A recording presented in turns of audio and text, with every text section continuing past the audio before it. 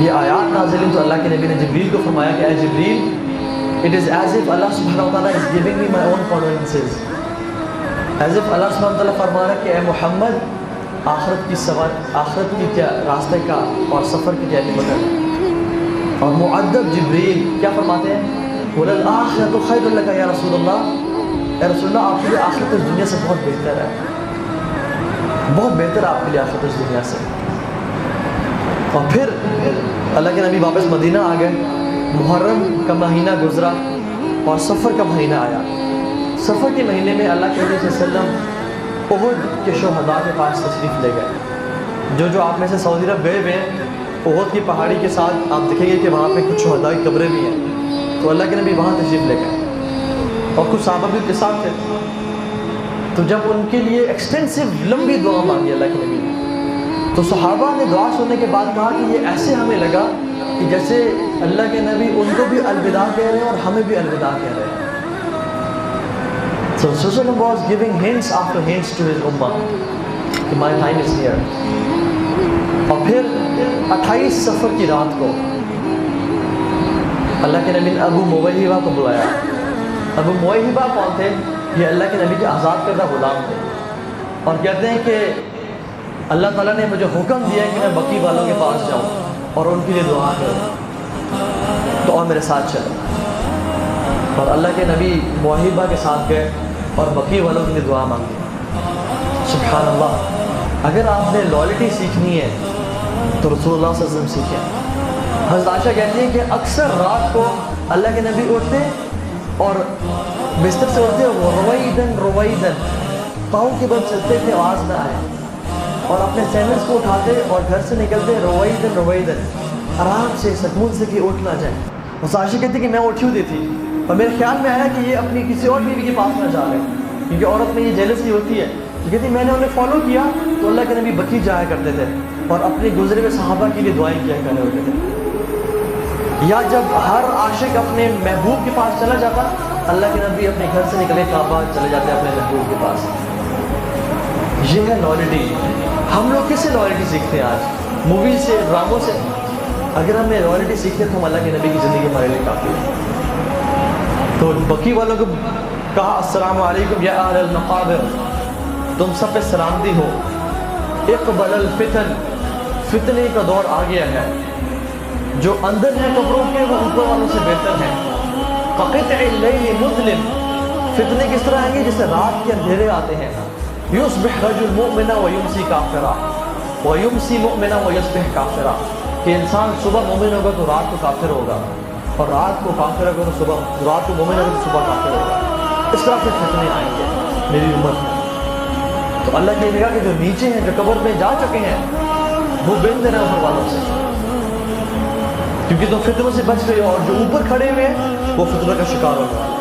اور پھر ابو موہبہ کو بلایا کہ ابو موہبہ، اللہ سبحانہ و تعالیٰ نے مجھے آپشن دی کہ آپ اس دنیا میں جب تک چاہے رہیں، ہم اس دنیا کے خزانوں کی چابیاں آپ کو دیں گے اور قیامت تک رہیں، یا ہماری ملاقات کو پسند کر لیں. تو اس سے پہلے کہ اللہ کے نبی جواب دیتے، ابو موہبہ رونے شروع ہو گئے. فدا کا ابی و امی یا رسول اللہ، اے رسول اللہ کے رسول، میرے ماں باپ آپ سے قربان جائیں، آپ ہمیں چوز کر لیں، آپ پلیز ہمیں چوز کر لیں. اپنی امت کو دیکھیں فلرش کرتے ہوئے، ہمیں ہدایت کی نصیحتیں کریں، اپنی امت کے ساتھ رہیں. تو اللہ کے نبی نے کہا کہ فاخترت لقاء اللہ، میں نے اللہ کی ملاقات کو چوز کر لیا، میں نے اللہ کو چوز کر لیا تم سب کے اوپر. اور پھر اگلے دن اللہ کے نبی بقی گئے ایک جنازہ لے کے، اور جب وہاں سے واپس آئے تو شدید بخار نے ان کو پکڑ لیا. یہ 29ویں سفر کی رات تھی. اور اس سے کچھ عرصہ پہلے ایک یہودی عورت کے گھر اللہ کے نبی کی دعوت، تو اللہ کے نبی نے جب وہ کچھ کھایا اس کا لقمہ، تو اس میں زہر تھا. اس کا اثر بھی اللہ کے نبی کے جسم میں کچھ رہا، اور دو سے زیادہ افیکٹ نہیں ہوا، لیکن اس کی تکلیف اور اس کی اثر محسوس کرتے تھے. تو 29ویں سفر کی رات کو اللہ کے نبی جب گھر آئے تو شدید بخار نے جکڑ لیا. اور سبحان اللہ، صحابہ فرماتے ہیں کہ ان کی بخار کا یہ عالم تھا کہ اگر ان کے امامہ کے اوپر بھی ہاتھ رکھا جاتا تو بخار کی تپش اور شدت محسوس ہوتی. کپڑوں کی لیئر کے اوپر سے بھی ان کی بخار کی شدت محسوس ہوتی. صحابی نے کہا یا رسول اللہ آپ کو اتنی تکلیف ہوتی ہے؟ تو اللہ کے نبی نے فرمایا کہ تم میں سے جتنے 2 لوگوں کو تکلیف ہوتی ہے اتنی مجھے 1 کو تکلیف ہوتی ہے۔ اشد بلاء علی الانبیاء، سب سے زیادہ مصیبتیں انبیاء میں ہوتی ہیں۔ اور پھر فرمایا کہ اگر کسی مومن کو، مسلمان کو ایک کانٹا بھی چبھتا ہے تو اللہ سبحانہ وتعالیٰ اس سے گناہ معاف کرتا ہے۔ اللہ کے نبی شدید تپش کی حالت میں اور بخار کی حالت میں تھے، لیکن سبحان اللہ تھے کیسے؟ اپنی تمام ڈیوٹیز کو سر انجام دیتے، باجماعت نماز کی امامت کرتے، اپنی تمام بیویوں کے روزانہ گھر جاتے، ان کو جو ضروریات تھی وہ پوری کرتے، مسلمانوں کے فیصلے کرتے، ان کے مسائل سنتے، ان کا جواب دیتے۔ یہ ان کی حالت تھی شدید تپش میں بھی۔ اور وہ بخار، یہ نہ سوچیں کہ ان کا بخار ہم جیسا بخار تھا، ابھی میں بتاؤں گا کہ ان کا بخار کس طرح تھا۔ تو اس طرح سے ان کے دن گزرتے گئے، حتیٰ کہ ایک دن آیا کہ جب اللہ کے نبی نے فرمایا کہ میں کل کس سے گھر پہ ہوں گا، میں کل کس سے گھر پہ ہوں گا۔ تو ان کی بیگمان سمجھ گئیں کہ اللہ کے نبی چاہتے ہیں کہ اپنی سب سے محبوب بیوی کے گھر جائیں۔ تو ان کا یا رسول اللہ آپ کی طبیعت خراب ہے، آپ عائشہ کے گھر رہنا شروع کر دیں۔ تو اللہ کے نبی خوش ہو گئے۔ اور بخار کی کیفیت کیسی تھی؟ حضرت فضل بن عباس اور علی بن ابی طالب، یہ دونوں اللہ کے نبی کے چچا صاحب بھائی تھے، کزنس تھے، انہوں نے اللہ کے نبی کو ہاتھوں سے اٹھایا اور اللہ کے نبی کی ٹانگیں زمین پہ گھسیٹ رہی تھیں، لائنز کریٹ کر رہی تھیں، اور اس حالت میں حضرت عائشہ کے گھر لے کے گئے کہ جب اللہ کے نبی کا سر بھی جھکا ہوا تھا سائڈ پہ، اور ان میں اتنی ہمت نہیں تھی کہ وہ اپنا سر اٹھا سکے۔ یہ حالت تھی۔ پھر وینسڈے کا دن آیا، جب بدھ کا دن تھا تو اللہ کے نبی اپنے گھر میں تشریف فرما تھے، تو صحابہ ان کے گھر میں جمع ہو گئے۔ اور عمر بن عاص روایت کرتے ہیں کہ اللہ کے نبی نے ہم سب کو کہا کہ ابراہیم علیہ السلام نے اللہ تعالیٰ سے فرمایا، جو کہ قرآن کی آیت بھی ہے، رب انہن اضللن کثیرا من الناس فمن تبعنی فانہ منی ومن عصانی فانک الغفور الرحیم۔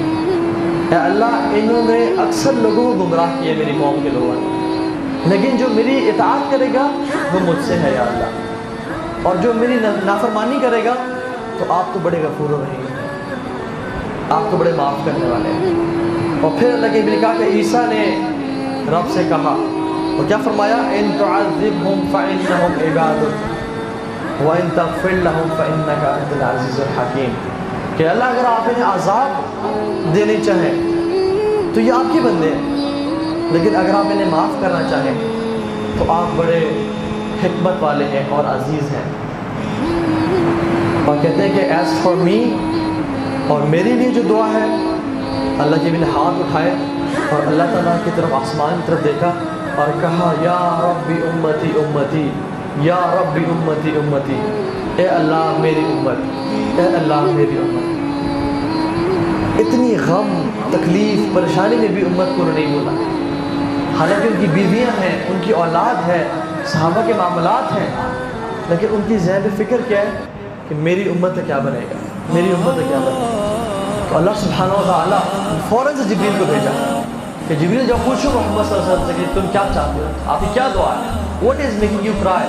اور یہ دعا مانگنے کے بعد اللہ کے نبی اتنا رونے شروع ہو گئے کہ ان کی داڑھی پھر گئی۔ تو جبریل آئے اور پوچھے یا رسول اللہ، اللہ سبحانہ وتعالیٰ پوچھتے ہیں کہ آپ کی کیا دعا ہے، حالانکہ ہی نوز بیسٹ کہ اللہ کے نبی کیا مانگنا چاہتے ہیں۔ تو اللہ کے نبی نے کہا کہ میں اپنی امت کے بارے میں پریشان ہوں، جا کے اللہ سے سوال کریں کہ اللہ میرے جانے کو میری امت کا کیا حال کرے گا۔ تو جبریل علیہ السلام گئے اور واپس آئے اور کہا کہ اللہ تعالیٰ فرماتے ہیں کہ اللہ سبحانہ و تعالیٰ آپ کی امت کے معاملے میں آپ کو خوش کر دیں گے، آپ کو مایوس نہیں کریں گے آپ کی امت کے بارے میں۔ اللہ اکبر، یہ ہے محمد کریم صلی اللہ علیہ وسلم، جن کی سنتوں کے ساتھ ہم کیا کھلواڑ کرتے ہیں، جن کی ایک ایک سنت کو ہم تار تار کر دیتے ہیں، اور یہ ہمارے لیے کتنے پریشان ہیں۔ اللہ کے نبی صلی اللہ علیہ وسلم بیٹھے ہوئے تھے اور صحابہ بھی ساتھ میں کہتے ہیں کہ آئی مس مائی بردرز، میں اپنے بھائیوں کو بڑا مس کرتا ہوں۔ تو صحابہ نے کہا یا رسول اللہ آرنٹ وی یور بردرز؟ تو نے کہا نہیں، تم تو میرے صحابی ہو، میرے بھائی تو وہ ہیں جو میرے بعد آئیں گے اور مجھے دیکھے بغیر ایمان لے کے آئیں گے۔ یہ میرے حریص علیکم عنتم رؤوف الرحیم، یہ ہے اللہ کے نبی صلی اللہ علیہ وسلم جو کہ ہم پہ اتنے حریص ہیں کہ کسی طرح ہم سب جنت میں چلے جائیں. اللہ کے نبی کو امتیں دکھائی گئی تمام کی تمام. تو اللہ کے نبی کہا میری امت کدھر ہے؟ یہ کیا میری امت ہے جو بہت بڑی امت تھی؟ انہوں نے کہا نہیں، یہ تو موسیٰ علیہ السلام کی ہے. فانظر الافق، آپ اس ہوریزے کی طرف دیکھیں. فاذا هو سواد عظیم، اور ایک بڑا جلبٹھا تھا، ایک بڑا سمندر تھا. اور پھر جبریل نے کہا کہ آپ وہاں دیکھیں. فاذا هو سواد عظیم، اور ایک بڑا سمندر تھا. جبریل نے کہا کہ یا رسول اللہ آپ کی یہ امت ہے، یہ آپ کی امت ہے. پھر اللہ کے نبی کو بتایا گیا کہ آپ کی امت میں سے 70,000 لوگ بغیر حساب کتاب میں جنت میں داخل ہوں گے. تو اللہ کی نے دعا کی کہ اللہ اس کو بڑھائیں. تو اللہ سبحانہ وتعالیٰ نے کی دعا قبول کی اور کہا کہ ہر 1000 کے ساتھ مزید 70,000. اور اللہ سبحانہ وتعالیٰ کہ میری اللہ سبحانہ وتعالیٰ کی 3 ہاتھ بھر کے جنت میں داخل ہوں گے جن کا بغیر حساب کتاب میں وہ داخل ہوگا. عمر بن خطاب نے جب سنا تو کہا اللہ اکبر، اللہ اکبر، انشاءاللہ آپ کامیاب ہو جائیں گے. اب ہمارا بچنے کے چانسز ہیں. یہ ہے رسول اللہ صلی اللہ علیہ وسلم جو اتنے پریشان فکر مند ہمارے بارے میں. اور ہمارا کیا رویہ ان کے ساتھ؟ ہم نے ان کی ایک ایک سنت کو چن چن کے پارا پار کرتے ہیں کہ کوئی بچ نہ پائے، کوئی چیز رہ نہ پائے کہ ہم اس کی نافرمانی نہ کریں. تو اللہ سبحانہ وتعالیٰ سے اپنی امت کے لیے دعا کی. اور پھر تھرسڈے کے دن آیا، اللہ کے نبی کچھ بہتر محسوس کر رہے تھے. فجر کی نماز باجماعت پڑھائی، ظہر کی، عصر کی، مغرب کی، اور عشاء کی نماز میں جب ٹائم آیا تو کھڑے ہونے لگے تو بے ہوش ہو گئے تکلیف اور بیماری کی وجہ سے. تو ان پہ پانی ڈالا گیا ان کی جسم پہ. جب ان کو ہوش آیا پوچھا کہ کیا لوگوں نے نماز پڑھ لی؟ انہوں نے کہا نہیں یا رسول اللہ، لوگ تو اپنے امام کا انتظار کر رہے ہیں، وہ آپ کے بغیر کیسے نماز پڑھیں گے؟ وہ آپ کا انتظار کر رہے ہیں. تو اللہ کے نبی کھڑا ہونا چاہے تو پھر دوبارہ بے ہوشی میں گر گئے. اور پھر کچھ دیر بعد جب پانی ڈالا گیا تو ان کو ہوش آیا تو پھر پوچھا کیا لوگوں نے نماز پڑھ لی؟ اصلیت الناس، کیا انہوں نے نماز پڑھ لی؟ فرمایا کہ نہیں یا رسول اللہ، وہ تو اپنے امام کا، اپنے امیر کا انتظار کر رہے ہیں، وہ آپ کے بغیر نماز نہیں پڑھے. پھر کھڑے ہونے کے پھر بھی ہوش ہو گئے اور پھر پانی ڈالا گیا.